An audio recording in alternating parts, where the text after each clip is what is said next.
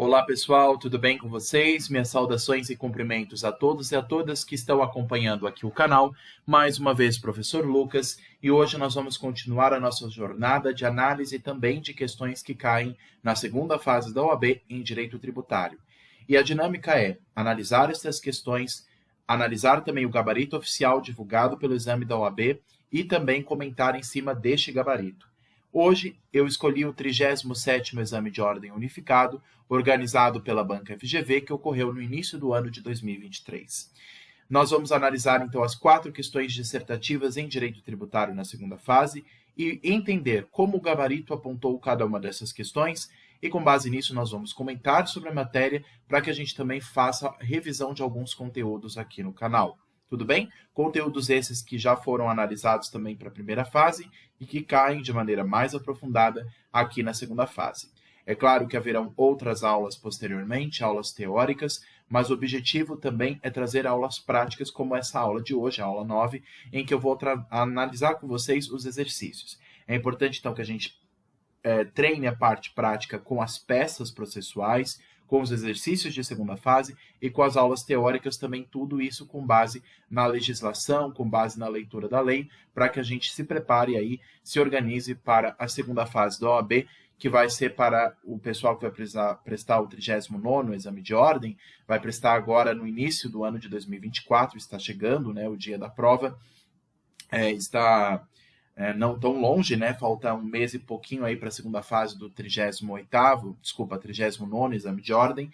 Então, eu recomendo que a gente analise os exames anteriores, os mais recentes, de modo especial, o 38º, o 37º, o 37º, o 36º, o 5º, o 4º, para que a gente analise como que caíram as questões de segunda fase em direito tributário e a gente possa entender a dinâmica da FGV. Porque, volto a repetir aqui, pessoal, não basta apenas estudar a parte teórica e saber o conteúdo teórico. É necessário saber quais são os temas em que a FGV mais gosta de perguntar em segunda fase e como respondê-los de maneira técnica conforme o gabarito oficial. Apenas assim que vocês vão estar devidamente treinados para a segunda fase. Então, é fundamental a análise de questões em conjunto com os estudos da matéria. Tudo bem? Vamos analisar, então, as questões que caíram neste exame, começando com a questão de número 1. Vou ler com vocês toda a questão, bem como as partes A e B, e aí nós vamos analisar como que o gabarito apontou esta respectiva questão, que envolve aí uma espécie tributária, o ITCMD. Vamos lá. Mário, servidor público aposentado, é pai de Lucas e Joana, seus únicos herdeiros necessários, a quem deseja destinar todo o seu patrimônio. Mário é proprietário de 2 apartamentos no mesmo valor, o primeiro localizado no estado Alfa e o segundo no estado Beta. Visando a que, após sua morte, seus filhos não precisem efetuar gastos para a realização de inventário, resolve fazer doação em vida a seus filhos, sendo o imóvel do estado Alfa doado para Lucas e o imóvel do estado Beta doado para Joana. Mário sabe que o estado Gama, onde reside e é domiciliado, a alíquota de ITCMD, o Imposto de Transmissão Causa-Mortes e Doação, é menor do que nos estados Alfa e Beta.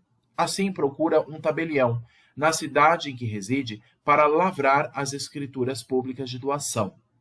No estado Alfa, a lei estadual define a alíquota para o ITCMD em 6%, enquanto no estado Beta, a alíquota é de 5%, e no estado Gama, a menor de todas, é de 4%. Em todos os casos, as respectivas leis estaduais definem o contribuinte, no caso de doação, como sendo o donatário, portanto, contribuinte do ITCMD. Diante desse cenário, responda aos itens a seguir. A qual estado compete o ITCMD devido nestas 2 ocasiões? Justifique.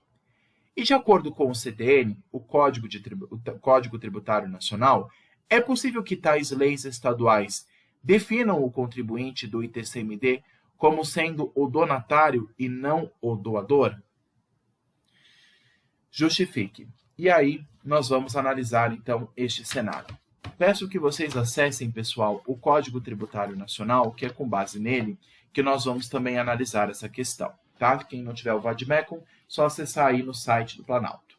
Pessoal, o ITCMD nós sabemos que é de competência estadual e ele tem dois fatos geradores distintos. O ITCMD é cobrado em caso de causa-mortes, então, por exemplo, num processo de herança.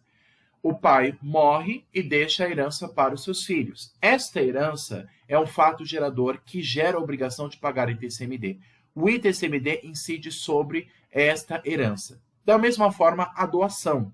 Então, se eu livremente, de maneira não onerosa, lembrando disso, de maneira não onerosa, sem cobrar nenhum valor, dou um bem imóvel de uma pessoa para outra, então eu doei um imóvel meu para uma pessoa, sem onerosidade. Então foi pura doação. A doação também incide o ITCMD sobre o valor venal deste imóvel. Sobre o valor, o valor venal ou valor aproximado de mercado deste imóvel. Aí incidirá o ITCMD.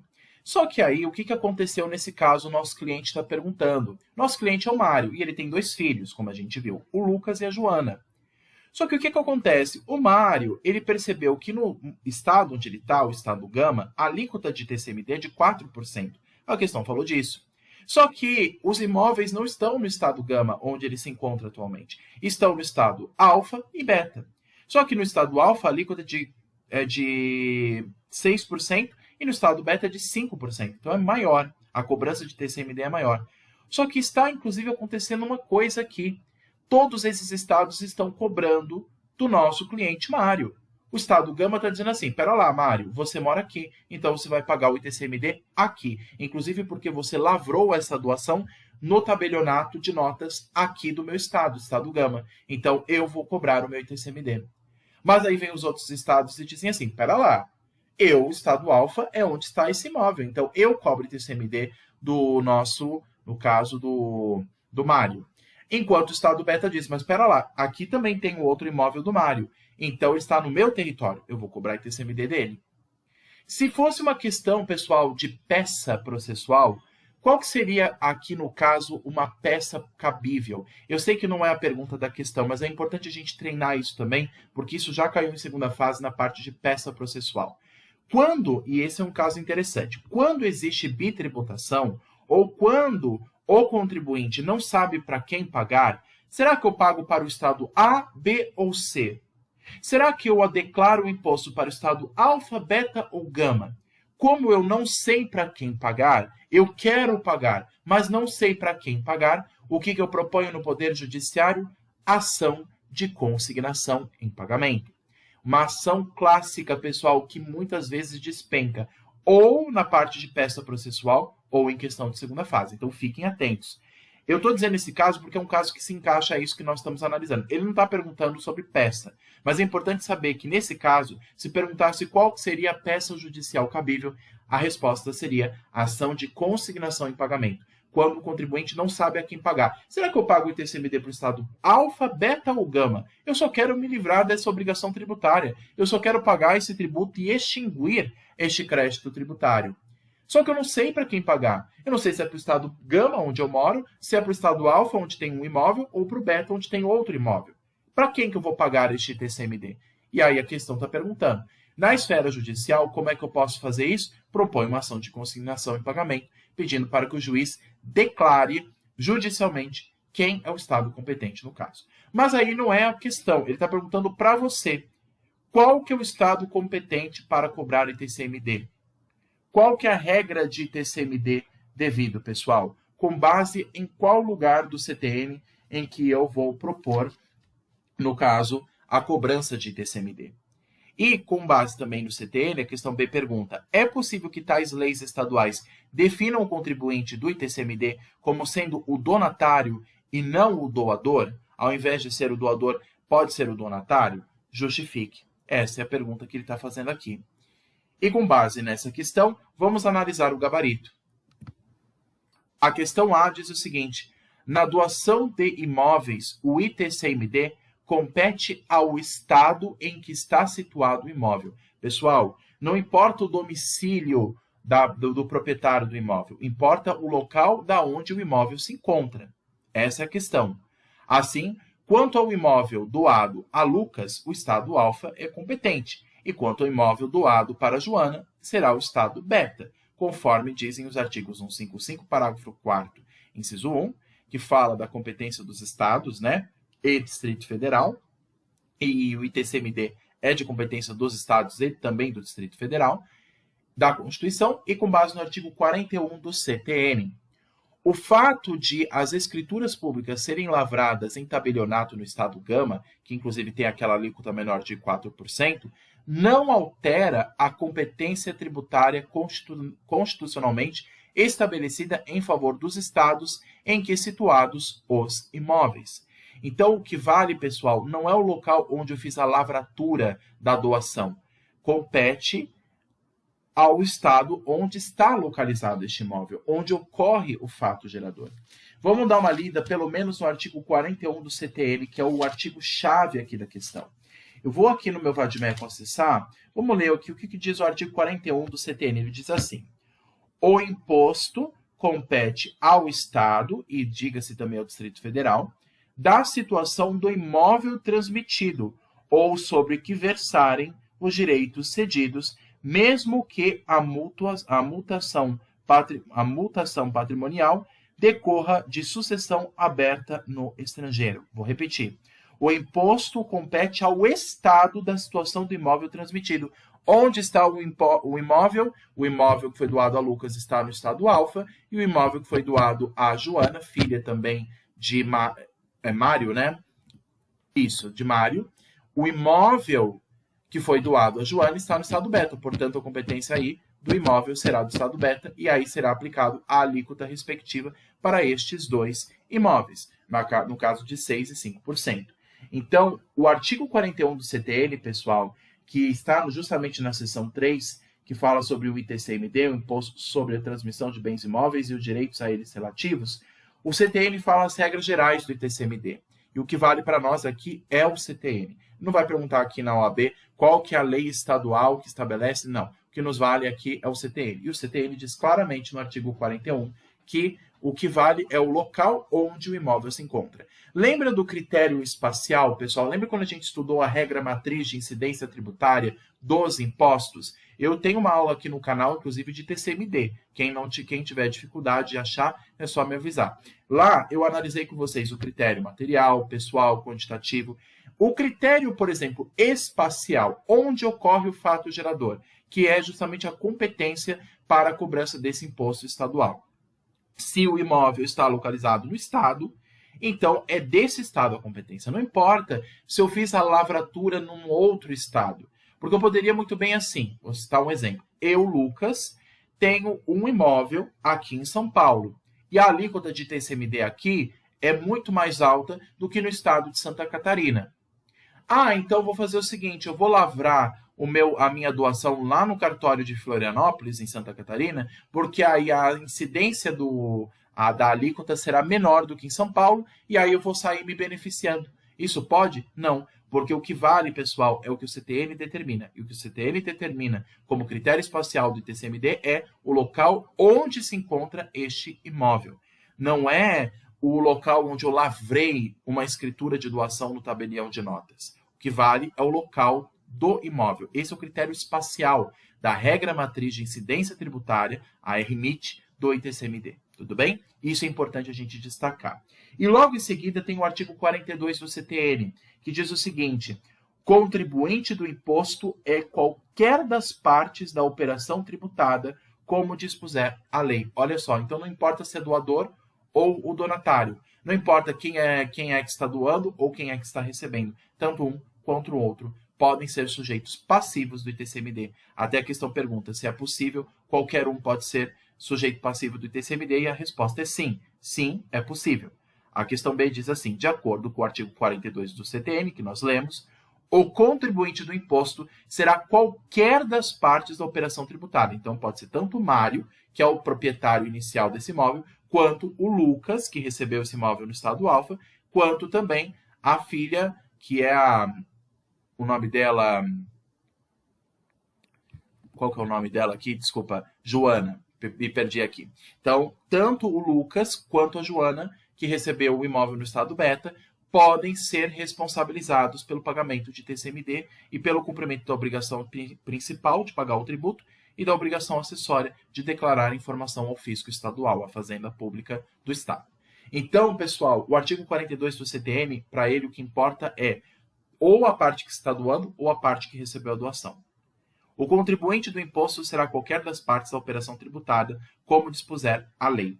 Ausente a lei de caráter nacional sobre o ITCMD, a definição do contribuinte nas doações será feita por lei estadual. Claro, nós temos uma lei nacional que estabelece a regra geral, a exemplo do CTN, e caso o CTN não estabeleça todos os critérios, assim como uma lei ordinária federal, então o que vale como prevalência é a lei estadual. Tá? Então, se não existe uma regra geral que prevalece, como existe o CTN, então o que vale é a lei estadual. Mas fiquem tranquilos, pessoal, na questão, volto a repetir, na questão do OAB não vai perguntar lei de estado nenhum. Ah, mas eu estou prestando a prova no estado de São Paulo. Preciso saber qual que é a lei de TCMD do estado de São Paulo? Ah, mas eu estou prestando a segunda fase de tributário aqui no estado do Rio de Janeiro. Eu vou precisar saber a lei do estado do Rio de Janeiro sobre TCMD? Não.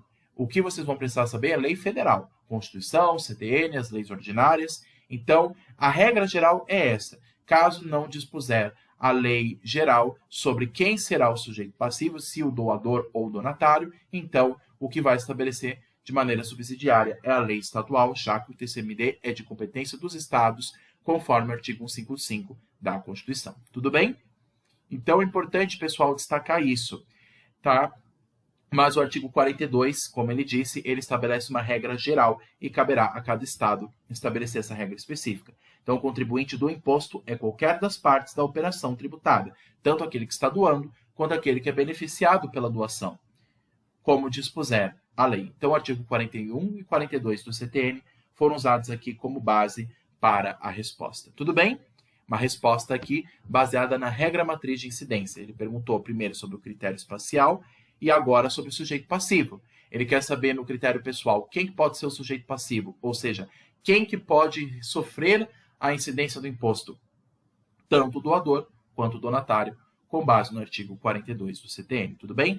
Pessoal, quem tiver dificuldade para acessar as aulas que eu coloquei aqui no canal, a FGV adora perguntar, a OAB FGV adora perguntar questões de espécies de impostos, espécies tributárias. Então, não deixem de acessar. Eu tenho aulas aqui falando de todos os impostos. Impostos de importação, exportação, IPI, IOF, também nos estados, o ITCMD, o IPVA, nos municípios, IPTU e assim por diante. Então, todas as espécies tributárias eu analisei aqui no canal. Caso vocês tenham dificuldade de acessar essas aulas, por favor, me avisem. Tudo bem? Então, a alternativa A perguntou qual que é o critério espacial, onde é que vai incidir esse TCMD, quem terá competência, qual estado que terá competência para a cobrança de TCMD, e a questão B perguntou quem é o sujeito passivo, o critério pessoal, quem que vai sofrer a tributação de TCMD com base no artigo 42 do CTN. Tudo bem? Vamos então para a próxima questão? Vamos lá. Mais outra questão de espécie tributária, hein, pessoal? Também tem uma matéria que está perguntando de ITR, Imposto sobre a Propriedade Predial, Imposto sobre a Propriedade Territorial Rural. Eu tenho uma aula de ITR aqui no canal também. Quem tiver dificuldade de acessar, só me avisar que eu compartilho o link. E uma outra coisa, pessoal, que eu queria também falar com vocês, essa questão de ITR caiu no 38º exame. ITR é um dos impostos que a FGV adora perguntar. Já caiu em 2 exames respectivos. No último exame, o 38º, agora em 2023, e também no 37º, em 2023. Então, ITR, geralmente, o exame pergunta ou em matéria de peça processual ou em matéria de questão de segunda fase. Então, fiquem aí espertos com o ITR, que com certeza pode ser perguntado em alguma das questões. Vamos lá. O que diz aqui? Tendo a Fazenda Nacional ajuizado ação de execução fiscal em face de João da Silva, servidor público federal, para a cobrança do ITR, Imposto sobre a Propriedade Territorial Rural, de seu único imóvel rural, de grande extensão, onde também reside, referente aos anos de 2020, e não localizando bens em seu nome, além do próprio imóvel rural, foi deferido pelo juiz da penhora para a plantação de uvas em que era realizada no terreno. Então, olha, já começou o processo de penhora por conta do não pagamento deste ITR sobre o único imóvel rural desse João da Silva, de grande extensão, como diz a questão, onde também reside, referente ao ano de 2020. Então, o exercício financeiro de 2020 não foi cumprido. Ele não pagou o ITR sobre o ano de 2020. E não localizando bens em seu nome, além do próprio imóvel rural, então ele só tem um imóvel rural como a sua residência. Aí, o que o fisco fez?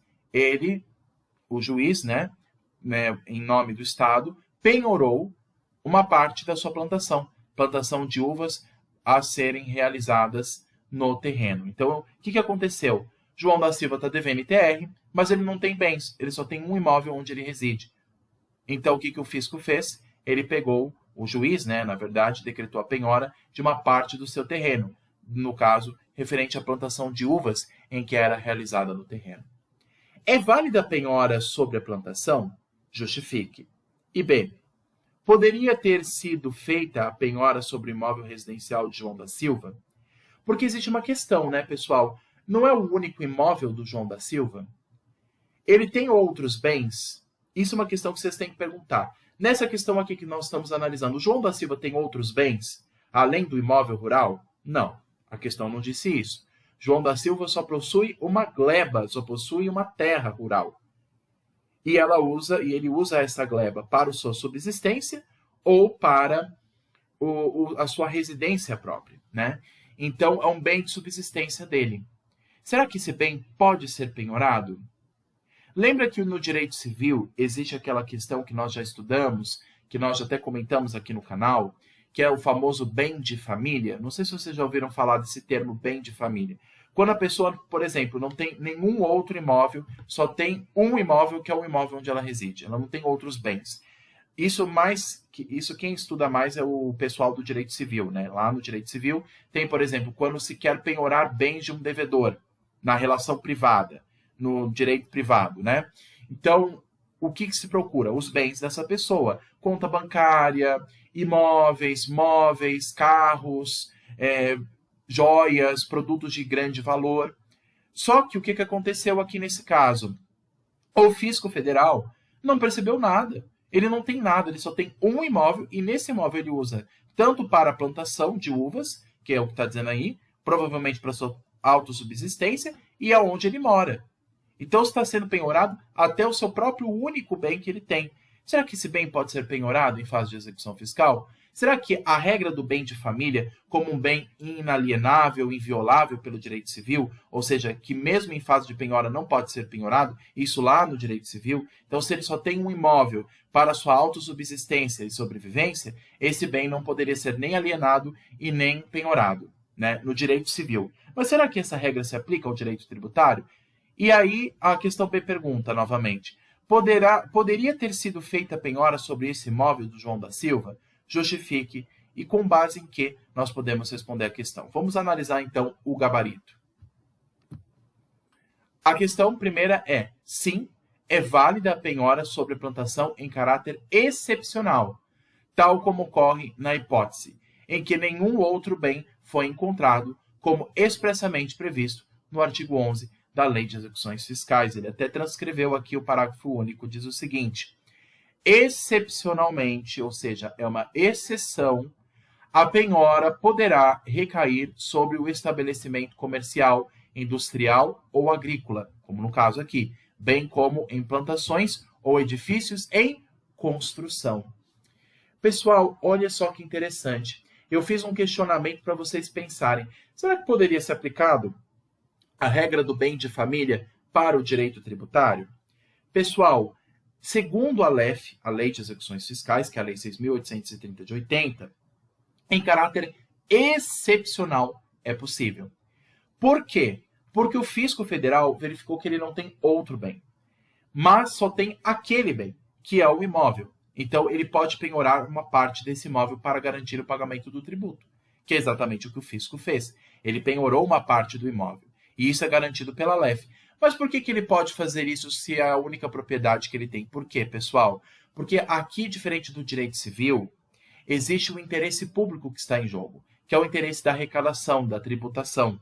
E por que se tributa? Para financiar as atividades do Estado, que por sua vez presta serviços à coletividade. Então, o ITR que está sendo cobrado pela União ao contribuinte nosso aí, João da Silva, ele pode penhorar o bem do João da Silva se ele não encontrar nenhum outro bem. E por que ele também pode fazer isso? Porque o tributo, pessoal, diferente do que existe nas relações civis, o tributo é um direito público, inalienável, indivisível e indisponível. O Estado não pode se eivar de tributar.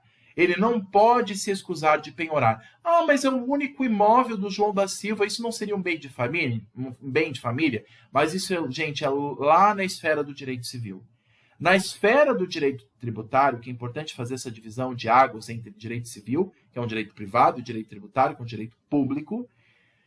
Para o direito tributário, como envolve um direito público que está em jogo, e esse direito público ele é mais poderoso, ele é mais pesado do que o direito privado do João da Silva, por conta disso, e também por ter sido feita a procura de todos os bens e não foi encontrado nenhum, apenas o imóvel do João da Silva, então, por determinação da LEF, a Lei de Execuções Fiscais, pode-se sim fazer a penhora do bem imóvel dele. Tudo bem? Em caráter excepcional. Claro que a regra não é essa, mas é em caráter excepcional. E você vê que a questão trouxe uma pegadinha prevista em lei. Trouxe uma exceção. Cuidado, hein, pessoal? Sempre falo, para se preparar para a segunda fase, grifem os artigos relevantes, porque vocês vão precisar consultar esses artigos para a segunda fase. Inclusive lá tem exceções. A regra é que não haja penhora do bem imóvel, mas a exceção é caso não encontrando nenhum outro, como foi o caso aqui em questão, aí sim se penhora uma parte do imóvel. No caso, a gleba, que envolve as plantações de uva. Aí a segunda pergunta, a pergunta B, ela perguntou se é possível então fazer a penhora deste imóvel. Sim, poderia ter sido feita a penhora sobre o imóvel residencial de João da Silva, pois a impenhorabilidade do imóvel familiar não é oponível à execução fiscal para a cobrança de impostos. Olha aí, pessoal, aquela impenhorabilidade do imóvel familiar, ou também conhecido como bem de família, a regra que se aplica lá ao direito civil, direito privado, não se aplica aqui ao direito tributário, porque em fase de execução fiscal, o que prevalece é o interesse público sobre a arrecadação tributária. Então, nesse caso, não se eiva deste direito de impenhorabilidade. Só seria impenhorável se estivéssemos aqui falando de direito civil. Ah, ele foi executado na esfera civil para o pagamento de uma dívida no contrato X. Mas aí é contrato, direito civil, pacto assunto servanda, aí é direito privado, é interesse das partes. Aqui não, nós temos o Estado como uma das partes, que o Estado está eivado de interesse público. O Estado ele persegue e deve atender o interesse público. E o interesse público é que haja a tributação do imóvel. Então, nesse caso, é possível a penhora do bem imóvel familiar, mesmo sendo familiar. Não é oponível, portanto, à execução fiscal para a cobrança do imposto predial ou territorial. Inclusive, também se aplica essa regra ao IPTU. Taxas e contribuições, devido em função do imóvel familiar, tal como previsto também pelo artigo 3º, inciso 4º da Lei 8.009 de 90, que fala sobre a penhora de bens. Então, pessoal, olha só que importante isso, hein? Aqui a questão trouxe uma pegadinha. Então, a regra que nós temos no direito civil não se aplica ao direito tributário. É claro que a penhora desse bem imóvel familiar só ocorre em último caso, como eu falei aqui para vocês, como a gente analisou aqui no gabarito. Em último caso se penhora esse bem. Mas a regra é evitar essa penhora. Se ele tem conta no banco, vai ser penhorada a conta no banco. Se ele tem carros, se ele tem bens móveis, joias, se penhora esses bens. Agora, se não tem nada e apenas a gleba rural, então pode-se penhorar a gleba rural para garantir o pagamento do ITR. Aí ele perde até mesmo a propriedade dessa terra, porque existe a prevalência do interesse público aí sobre a terra, inclusive para fins da reforma agrária, para atender os fins da justiça social, da função social da propriedade, até a Constituição fala sobre isso, a função social da propriedade, também se quer a arrecadação do ITR. Então, Pessoal, mesmo como a questão disse, sendo um imóvel familiar, ou também conhecido como bem de família, ele não é empenhorável em fase de execução fiscal, e aí o que prevalece é a Lei 6.830 de 80, portanto, o imóvel será penhorado. Tudo bem? Vamos então para a questão de número 3. Vamos analisar aqui o que a questão 3 comentou para a gente sobre uma outra espécie tributária. Você vê, pessoal, como as questões de segunda fase, as questões dissertativas adoram perguntar também sobre matéria teórica sobre espécies tributárias. O que mais cai, pessoal, sobre a segunda fase, que envolve o direito material tributário, é as questões discursivas. Agora, quando envolve processo tributário, é mais para a peça processual. Tudo bem? Vamos analisar, então, a questão 3, que pergunta sobre a CID combustível. Vamos lá. Um decreto do Presidente da República, portanto, um ato administrativo, datado do dia 30 de novembro de 2021, com vistas a estimular o setor de aviação civil, reduz a alíquota específica do CID combustível, que é a contribuição sobre a intervenção no domínio econômico, CID combustíveis, incidente sobre querosene de aviões, para R$ 15 por metro cúbico. O decreto também estabeleceu que entraria em vigor na data da sua publicação, produzindo seus efeitos imediatamente. Então, o decreto do Presidente da República, ele visa reduzir a alíquota de CID combustível. E aí ele já quer que essa mudança se aplique já no dia seguinte. Então, o decreto ele entraria em vigor um dia após a sua publicação. Diante desse cenário, responda aos itens a seguir. Poderia esse decreto reduzir tal alíquota de CID combustível? Esse decreto poderia produzir efeitos imediatos? Justifique. Pessoal, nós já estudamos sobre a questão da legalidade e também da anterioridade, né? Que são princípios gerais, regras gerais.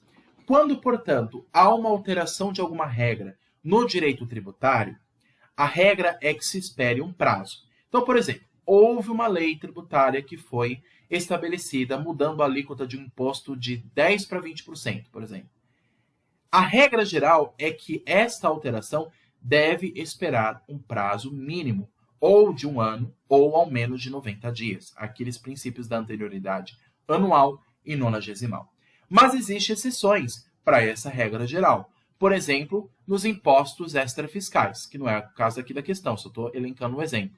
Então, os impostos extrafiscais, imposto de importação, o IPI, o IOF, o imposto de exportação, são impostos, são tributos que são exceções à legalidade e são exceções à anterioridade anual e nonagesimal. Alterou a alíquota destes impostos, ela já passa a valer no dia seguinte por mero ato do Poder Executivo, por mero decreto do Presidente da República. Essa natureza é claramente prevista, por exemplo, nos impostos extrafiscais.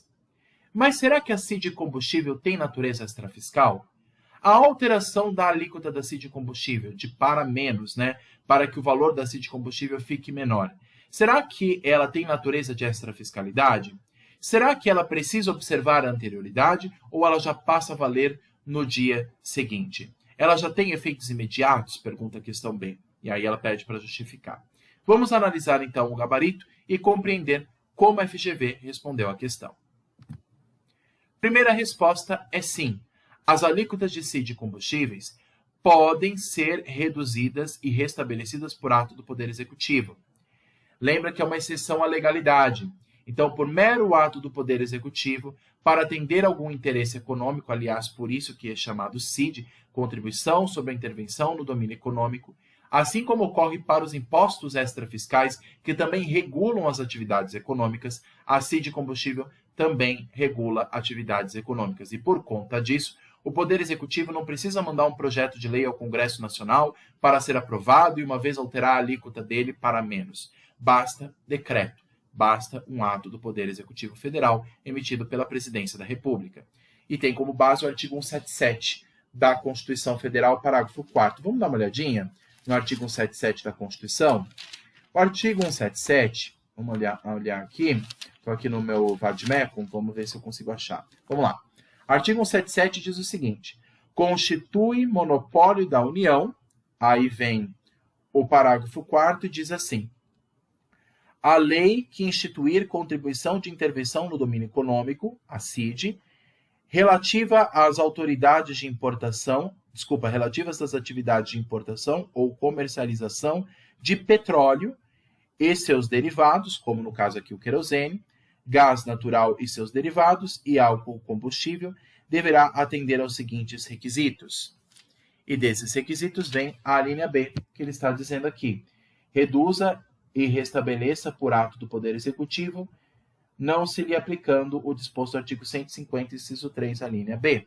Então, não se aplica aqui a anterioridade. Não se aplica aqui também a legalidade, porque por mero ato do Poder Executivo Federal, o decreto presidencial, se altera a alíquota da CID de combustível porque o tributo tem natureza extrafiscal, de regular a atividade econômica. Então, quando a União cobra a CID de combustível, ela não visa meramente arrecadar os cofres públicos, mas ela visa também regular alguma atividade econômica, a exemplo dos querosenes que são usados em aviações, em aviões. Então, com base no artigo 153, as linhas A, B e C, nesse caso, essa CID de combustível acaba sendo uma exceção, né? E acaba sendo uma exceção tanto à legalidade quanto à anterioridade. Então, as alíquotas podem ser alteradas por mero ato do Poder Executivo Federal, e aí vem a questão B, que diz, sim, a redução de tal alíquota não deve obedecer a nenhuma modalidade de anterioridade tributária, pois esta aplica-se apenas quando houver instituição ou aumento também nos termos do artigo 153, alíneas B e C. No caso do enunciado, houve diminuição da carga tributária, houve um benefício. Olha só que interessante também, muito bem lembrou a questão.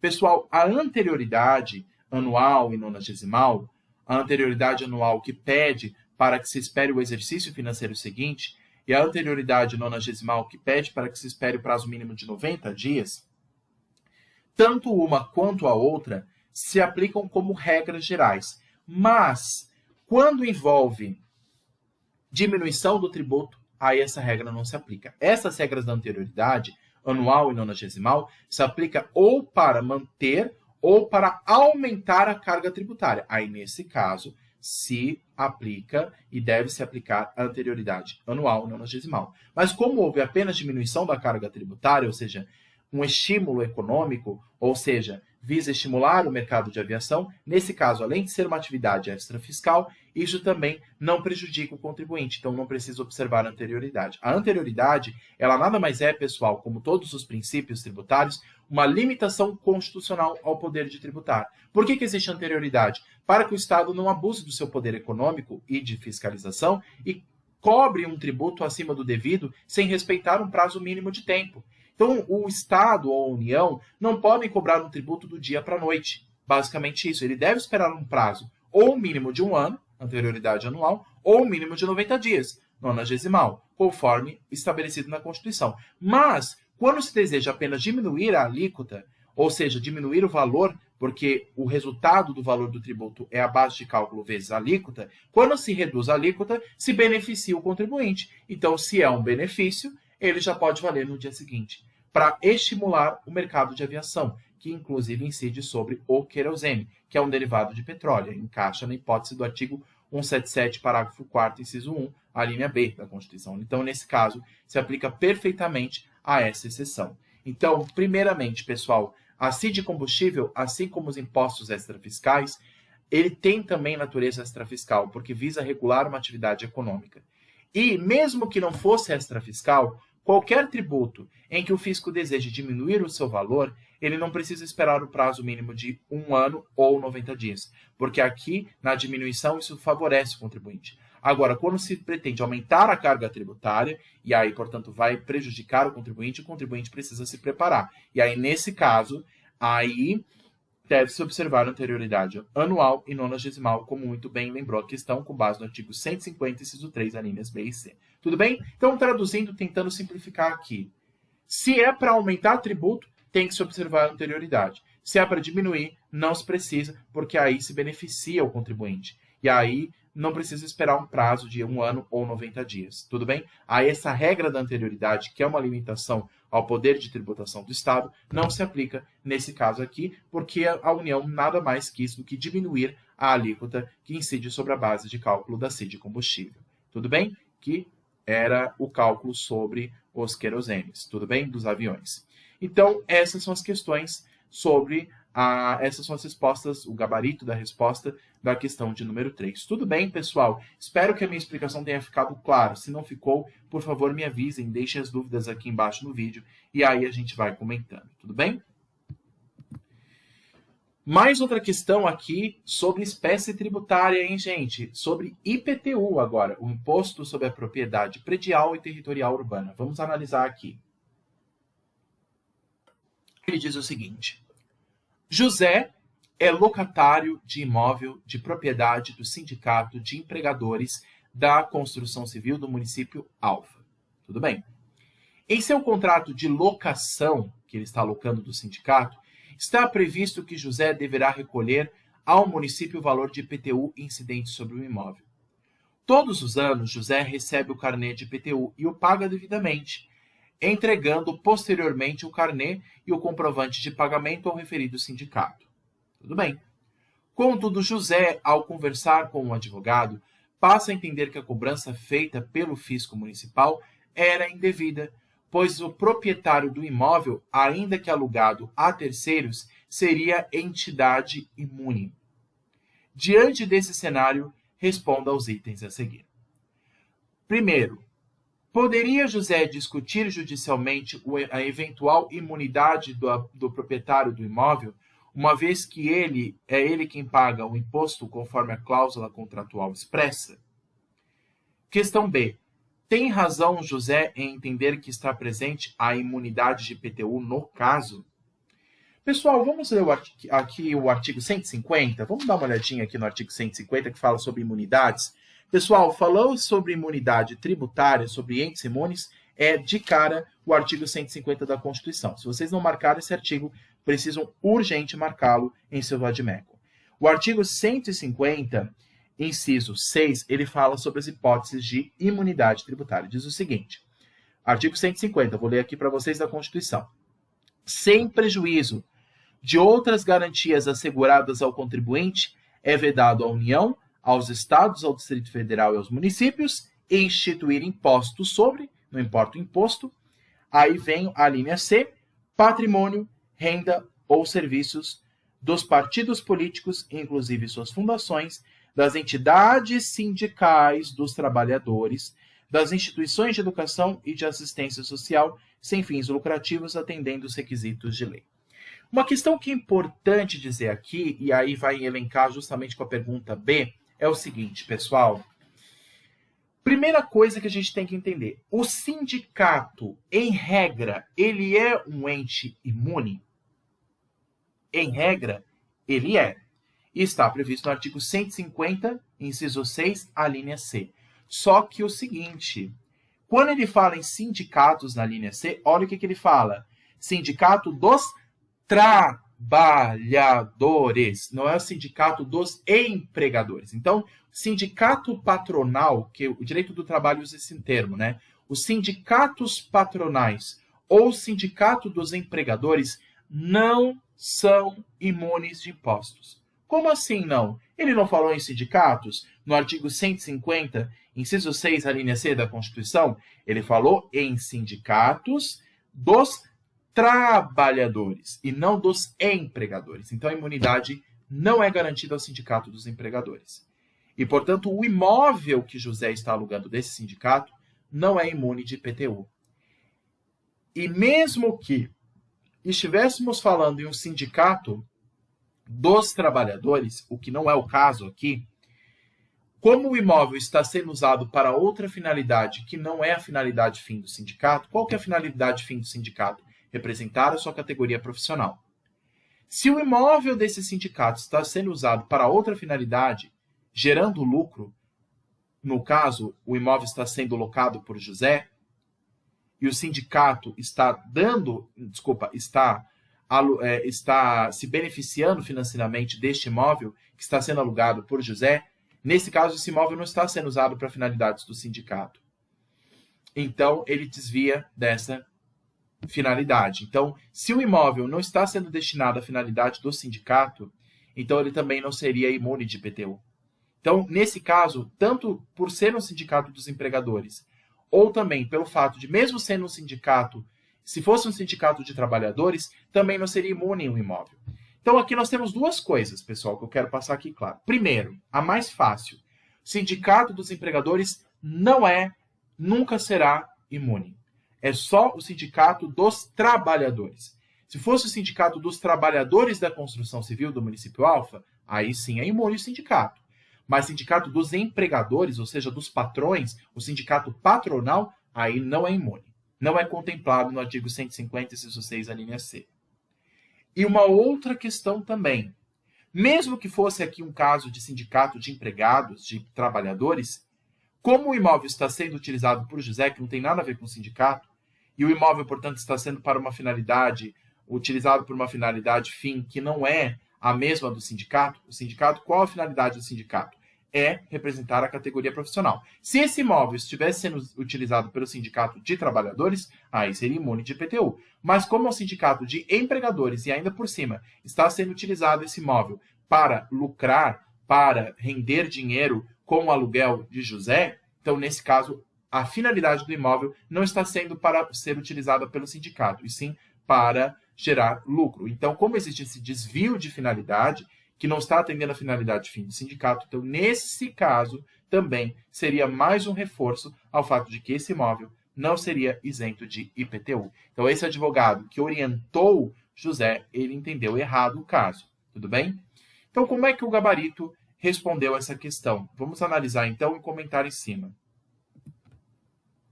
Pessoal, eu vou começar com a questão B, que é a mais fácil de todas, tá? Depois a gente analisa a A. A questão B, ela perguntou: tem razão José em entender que está presente a imunidade de IPTU no caso? Justifique. Não tem razão. E olha o que eu citei: artigo 150, inciso 6, a linha C. O artigo 150, inciso 6, a linha C da Constituição apenas garante imunidade tributária de impostos às entidades sindicais de trabalhadores, não de empregadores, como é o caso do enunciado. Então, é taxativo aqui. Não se pode aplicar imunidade por analogia. Ah, mas se está previsto o sindicato dos trabalhadores, então, por analogia, se aplicaria ao sindicato dos empregadores. Gente, não existe aplicação de imunidade tributária por analogia.